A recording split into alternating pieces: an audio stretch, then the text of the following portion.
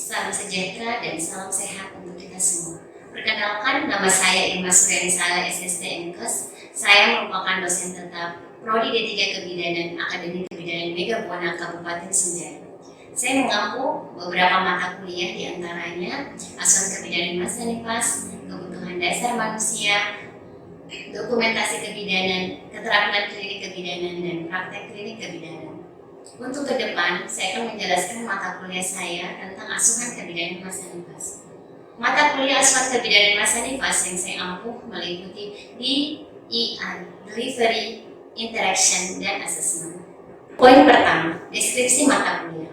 Mata kuliah ini membekali mahasiswa dengan pengetahuan, sikap, dan keterampilan sehingga memberikan kemampuan kepada mahasiswa melaksanakan asuhan kebidanan yang komprehensif kepada ibu nifas, meliputi konsep dasar asuhan masa nifas, perubahan fisiologi dan psikologis masa nifas, kebutuhan dasar ibu nifas, ASI eksklusif, dan deteksi dini komplikasi. Selain itu, mata kuliah ini juga menekankan pentingnya edukasi kesehatan, konseling perencanaan keluarga pasca persalinan, serta menerapkan asuhan kebidanan pada ibu nifas dan melakukan pendokumentasian. Mata kuliah ini merupakan mata kuliah wajib yang berada pada semester 3 dengan bobot 3 SKS yang terdiri dari 1 teori dan 2 praktek yang diselenggarakan dalam 16 kali pertemuan yang terdiri dari 14 kali pertemuan tatap muka, 2 kali pertemuan untuk masing-masing ujian tengah semester dan ujian semester.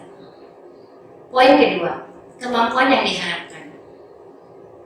Poin kedua, kemampuan yang diharapkan dari mata kuliah asuhan kebidanan pada masa nifas sesuai dengan CPL Prodi atau capaian pembelajaran lulusan yang dibebankan Prodi pada mata kuliah meliputi sikap, pengetahuan, keterampilan umum, dan keterampilan khusus. Kemudian, CPL Prodi menurunkan CPMK atau capaian pembelajaran mata kuliah asuhan kebidanan pada masa nifas yang diuraikan secara detail. Selanjutnya, CPMK menurunkan sub-CPMK, di mana sub-CPMK berisi kemampuan akhir tiap tahapan belajar sehingga diharapkan pada akhir perkuliahan mahasiswa mampu melaksanakan asuhan kebidanan yang komprehensif kepada ibu nifas, meliputi konsep dasar asuhan masa nifas, perubahan fisiologi dan psikologis masa nifas, kebutuhan dasar ibu nifas, ASI eksklusif, deteksi dini komplikasi, pentingnya edukasi kesehatan, konseling perencanaan keluarga pasca persalinan, menerapkan asuhan kebidanan pada ibu nifas, dan melakukan pendokumentasian. Yang ketiga, materi pembelajaran. Adapun materi pembelajaran pada mata kuliah asuhan kebidanan pada masa nifas. Yang pertama, konsep dasar asuhan masa nifas, perubahan fisiologi dan psikologi masa nifas, faktor-faktor yang mempengaruhi masa nifas, kebutuhan dasar ibu nifas, ASI eksklusif, penyulit dan komplikasi masa nifas, perencanaan keluarga, asuhan pada ibu nifas, dan yang terakhir, pendokumentasian asuhan masa nifas. Poin 4. Sistem pembelajaran. Yang saya terapkan pada perkuliahan asuhan kebidanan pada masa nifas yaitu berfokus pada mahasiswa, interaktif, kolaboratif, sehingga terjalin komunikasi dua arah. Untuk mendukung kegiatan pembelajaran, saya menggunakan beberapa referensi, diantaranya saya menggunakan buku saya sendiri yang berkolaborasi dengan teman-teman dosen lainnya yang berjudul Asuhan Kebidanan pada Ibu Nifas, dan beberapa referensi buku lainnya tentang asuhan kebidanan pada ibu nifas, serta artikel jurnal kesehatan beredukasi. Poin kelima, interaksi antara dosen dan mahasiswa. Saya menggunakan metode SCL, Student Central Learning, yang berpusat pada mahasiswa, sehingga mengembangkan minat mahasiswa lebih aktif, kreatif, dan mandiri. Pada mata kuliah asuhan kebidanan pada masa nifas, media pembelajaran yang saya gunakan adalah PowerPoint, grup WhatsApp, video pembelajaran, dan jurnal. Adapun metode pembelajaran yang saya gunakan adalah metode ceramah, diskusi, tanya jawab, dan kolaboratif learning. Untuk di laboratorium, metode yang digunakan adalah simulasi, demonstrasi, dan role play. Yang keenam, sistem penilaian atau asesmen. Pada mata kuliah asuhan kebidanan pada masa nifas, sistem penilaian terdiri dari kehadiran 15%, tugas 20%, praktek di laboratorium 25%, UTS dan UAS masing-masing 20%. Di mana di awal perkuliahan saya melakukan kontrak perkuliahan dengan menjelaskan RPS, rencana pembelajaran semester, tata tertib perkuliahan, sistem penilaian, dan sebagainya. Itulah tadi deskripsi singkat mata kuliah asuhan kebiayaan pada masa nifas. Selanjutnya, mari kita menyaksikan video pembelajaran saya. Selamat menyaksikan. Warahmatullahi wabarakatuh. Waalaikumsalam warahmatullahi wabarakatuh. Bagaimana kabarnya hari ini adik-adik? Alhamdulillah. Alhamdulillah, kita bertemu lagi di video pertemuan ini. Sebelum kita mulai materi kita pada kesempatan hari ini, terlebih dahulu kita berdoa supaya bisa diberikan kelancaran pemahaman selama mengikuti mata kuliah pada hari ini. Berdoa dimulai.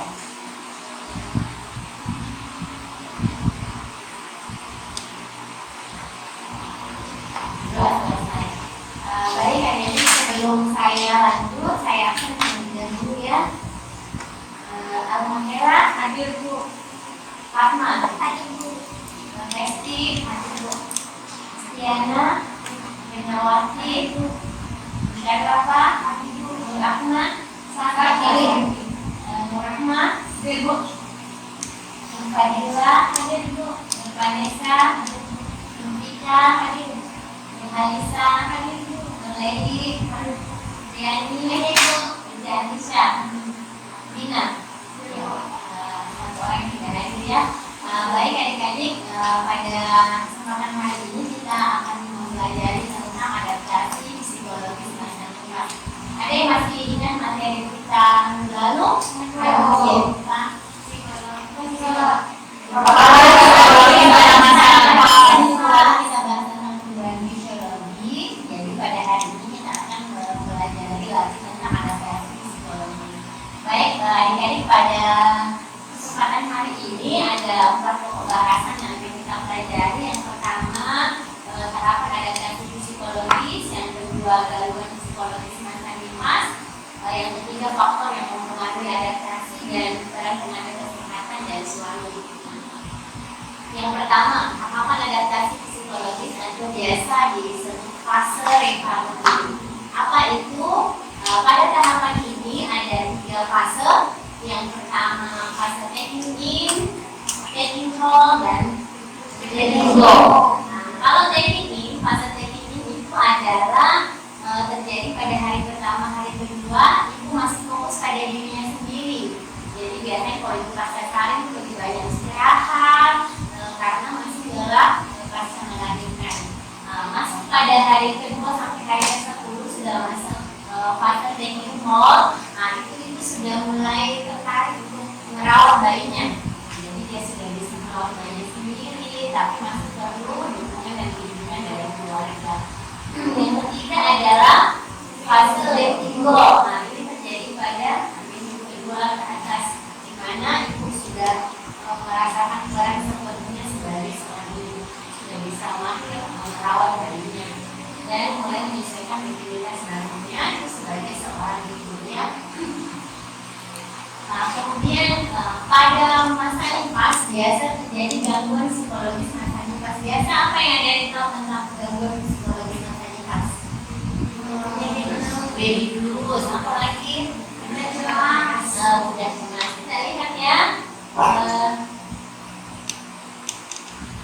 Depresi pasca melahirkan. Jadi ini biasanya terjadi gejala emosional itu biasa tiba-tiba ibu sering menangis. Tiba-tiba ibu biasa sering sedih, tiba-tiba ibu merasa cemas tidak mampu merawat bayinya. Ini biasa terjadi di awal-awal dan terjadi pada ibu-ibu yang melahirkan pertama. Ya, jadi kalau misalnya gejala-gejala emosional seperti ini, kalau tidak tertangani bisa mengakibatkan terjadinya depresi. Ya, kalau misalnya gejalanya tidak dibiarkan terus menangis, dibiarkan terus ibunya bersedih, itu biasa mengakibatkan terjadinya depresi. Kemudian durasinya biasanya ini hanya bersifat sementara waktu. Jadi kalau misalnya ibu mendapatkan dukungan dari keluarga, ibu akan mampu mengelola emosinya dengan baik.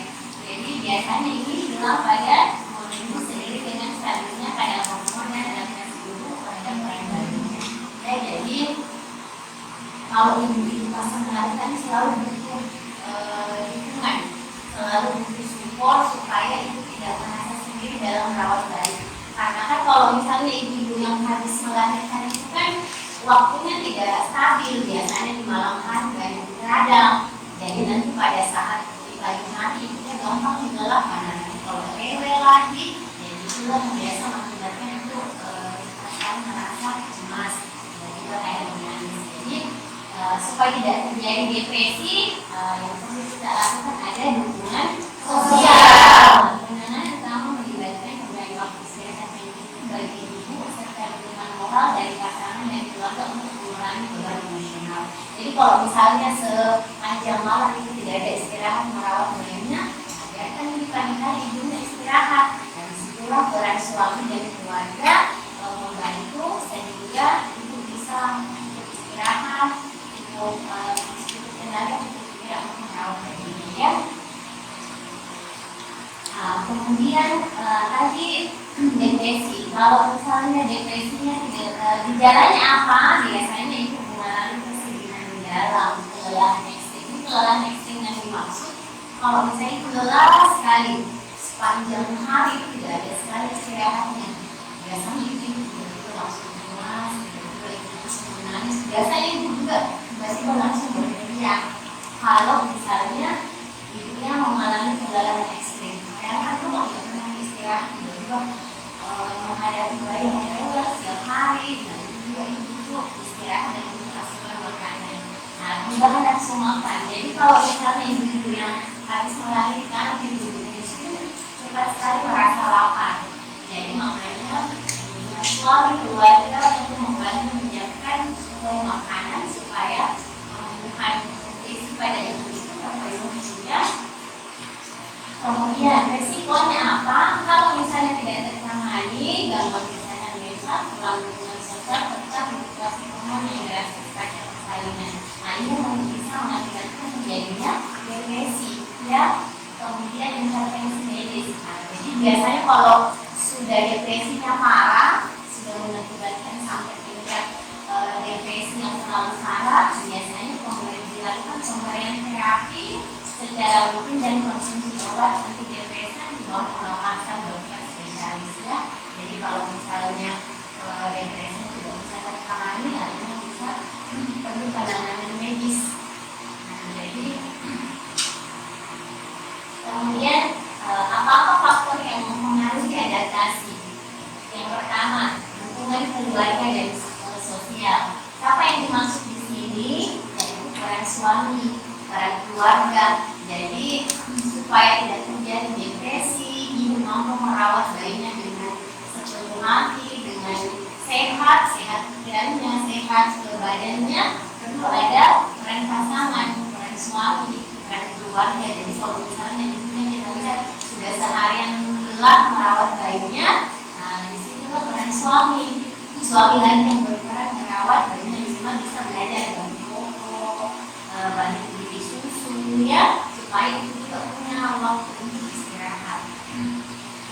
Kemudian bantuan praktis, kehadiran keluarga besar atau teman yang membantu tugas harian memiliki itu memiliki waktu istirahat yang cukup untuk pemulihan ya.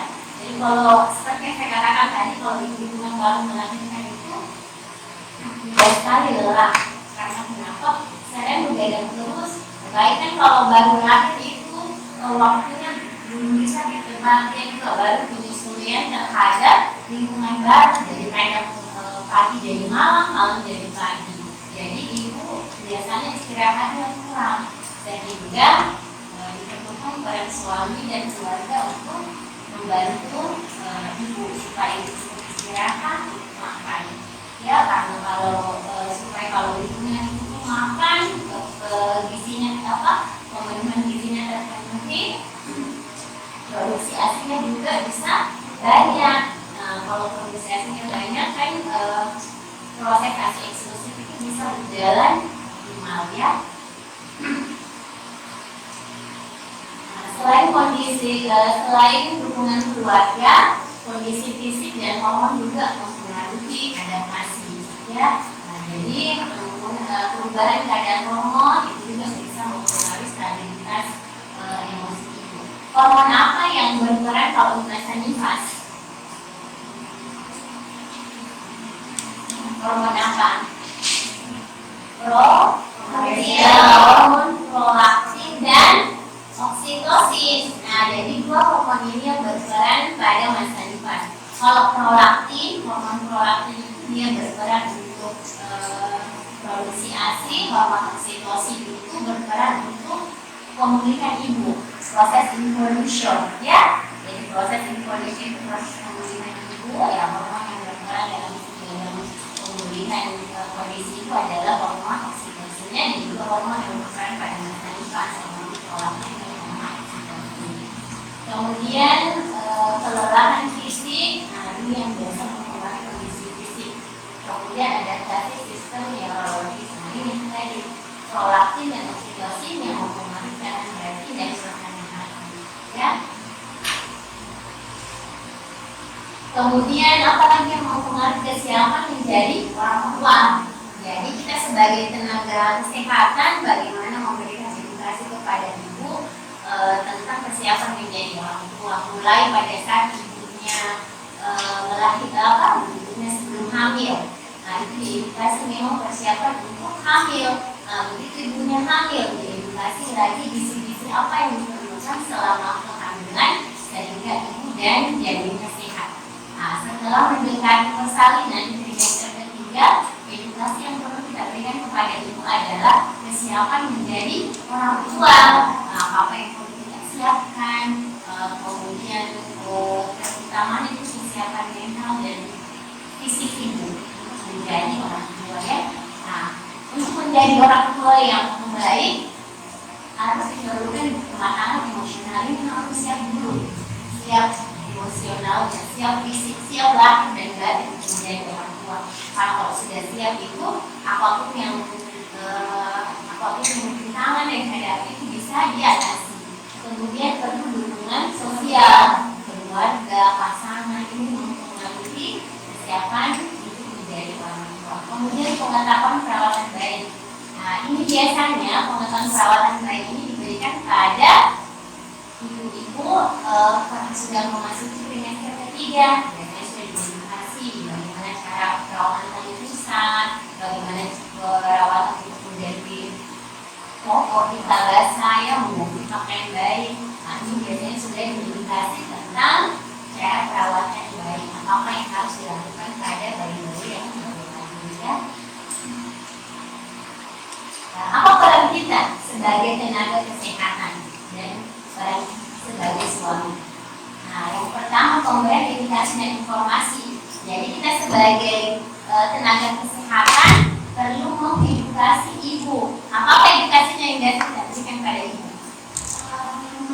Pemenuhan gizinya, apalagi perawatan bayinya, ya bagus ya. Jadi dalam mengedukasi ibu biasanya dikasih tahu bagaimana cara perawatan bayi, bagaimana cara menjaga kebersihan diri selama memasuki masa nifas supaya tidak terjadi infeksi masa nifas dan tidak terjadi infeksi pada bayi baru lahir, ya.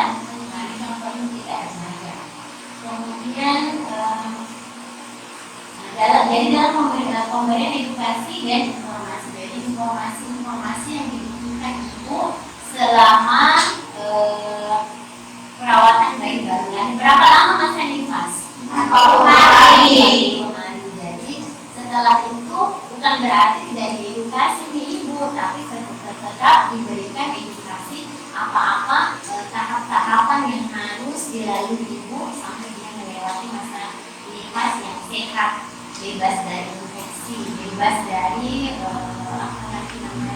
hal-hal yang tidak terjadi. Kemudian pendekatan komunikasi terapeutik. Nah, yang pertama mendengarkan secara aktif, memberikan informasi akurat dan membangun kepercayaan diri. Jadi kalau misalnya ibu-ibu yang baru melahirkan jangan langsung dokter tidak boleh begitu bicara, salah bicara tahu mereka jangan biasanya begini. Jadi biasanya kalau ibu-ibu yang baru melahirkan itu kan biasa banyak larang-larangannya Nah, tapi jadi sebagai petugas kesehatan tugas kita adalah mendengarkan dulu apa yang menjadi keluh kesahnya ibu, apa yang menjadi kekhawatirannya. Jadi kalau misalnya dia khawatir tidak mampu menjaga bayinya, Nah, edukasi yang kita berikan adalah bagaimana cara merawat bayi. Yang perlu diperhatikan pada bayi, kalau perawatan pada bayi itu adalah bagaimana bayi tidak mengalami hipotermi. Apa itu hipotermi? Kehilangan suhu. Jadi bayi baru lahir itu gampang sekali mengalami yang namanya hipotermi, itu yang harus dijaga. Nah, jadi bagaimana tetap menjaga kehangatan suhu tubuh bayi. Makanya kenapa bayi-bayi baru lahir itu biasanya dibedong, tapi itu bedongnya jangan terlalu berat. Nah, jadi sebisa mungkin bayi bisa bergerak kan, supaya tidak menjadi. Kemudian perawatan kali pusat juga. Perawatan kali pusat yang baik itu pastikan bahwa daerah kali pusat tidak tidak tersudut, tidak lembab. Karena kalau lembab itu gampang terjadi infeksi, ya. Ciri-ciri infeksi, bau apalagi berdana, bau daerah sekitar luka, kemudian terjadi demam. Kalau jaga-jaga, ya. Jadi kalau misalnya pada bayi, kalau pada ibu juga itu hati-hati kalau misalnya ibu tiba-tiba demam, menggigil, hati-hati terjadi infeksi namanya biasanya terjadi itu infeksi paralis, infeksi yang terjadi pada daerah alat kelamin itu. Biasanya itu faktor, artinya tidak rutin dengan pembalut. Apalagi namanya, jadi kalau misalnya itu yang paling penting disampaikan, edukasi yang perlu kita sampaikan adalah sering mengganti pembalutnya ketika sudah penuh, kemudian sebelum menyusui bayinya usahakan untuk membersihkan daerah payudaranya, ya. Jadi bangun kepercayaan diri ibu, yakinkan sama ibu, tugasnya sebagai tenaga kesehatan meyakinkan bahwa ibu bisa menjaga bayinya dengan baik, ya. Ibu bisa menjaga bayinya dengan baik. Jadi disampaikan nih, jadi kalau misalnya kita mengedukasi, usahakan ada ibu dan suaminya, karena tidak mungkin ibu sendiri, perlu hubungan yang baik. Kemudian deteksi dini gangguan mental. Jadi kalau misalnya kita sebagai petugas kesehatan mencurigai ibunya terjadi depresi berat, nah ini yang perlu kita tangani segera, kira-kira apa yang harus kita lakukan pada ibunya. Kalau misalnya sedihnya berkepanjangan, tidak berhenti, ibunya sering menangis tiba-tiba, ini yang perlu penanganannya. Nah, jadi kalau misalnya kita ini lah keluarga, kalau misalnya ibunya berkepanjangan, tiba-tiba atau menangis, ini yang perlu penanganan segera, ya. Kemudian sampai di sini, ya. Oke, ada yang mau ditanyakan? Nah, kalau tidak ada yang mau ditanyakan, baik, siapa yang bisa menyimpulkan pertemuan kita hari ini? Silakan kita. Menurut saya kesimpulan